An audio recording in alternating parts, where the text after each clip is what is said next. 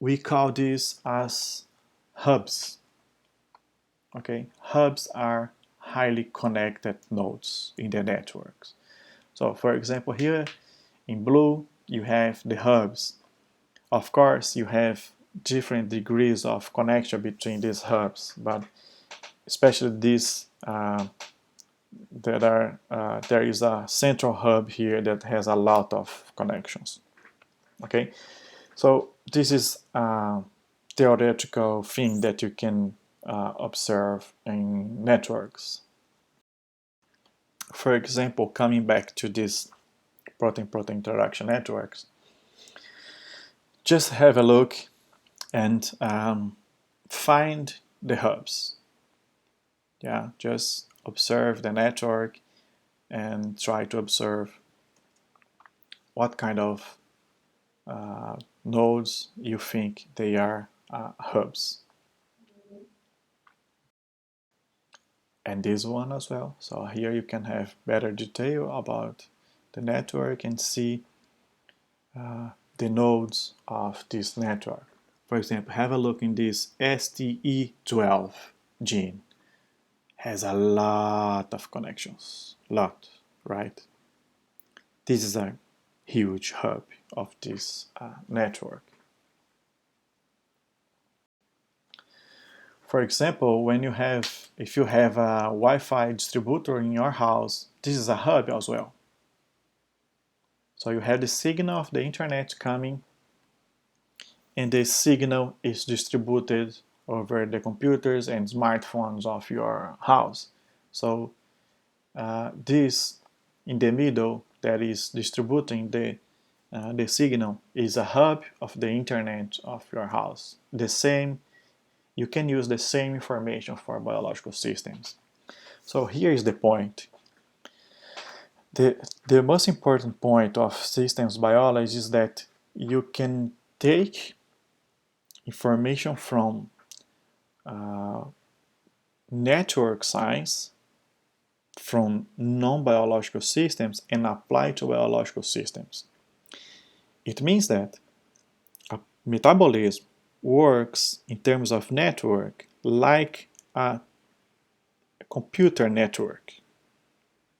Okay, so every information that we have from the internet network, we can take this information and apply it to organisms, to biological systems, like humans, any animals, plants, and so on. So we have now, this is important because the physics has this approach to understand complex systems.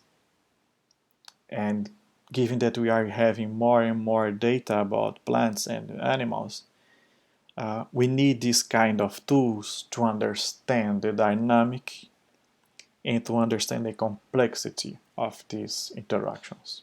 Okay, so this paper here, this review here, is the one that I said that has more than 20,000 citations. This is a very nice one also. So, for example, why we are talking about hubs? Because we have this paper from Nature from 2001, which is also from Barabachi, that has one significant correlation between the percentage of essential proteins and number of links. So this means that hubs have higher probability to be essential for the organism. Meaning that if you remove these hubs, the organism die.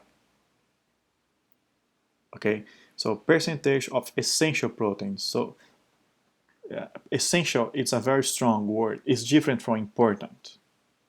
Okay, so what is important for your life? For example, family, friends, chocolate, carbohydrate, Instagram, whatever. So these things are important, but not essential. Essential is oxygen. Okay, Oxygen is important, is essential, sorry. Oxygen is essential. If you don't have oxygen, you die.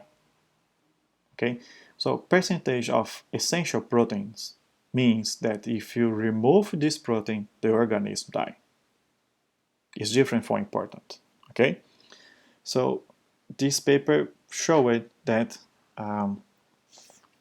the hubs is not like every hub is essential. It's not that, but you have higher probability that the hubs are essential.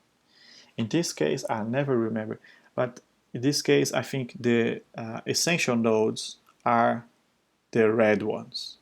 If you remove the red ones, you can have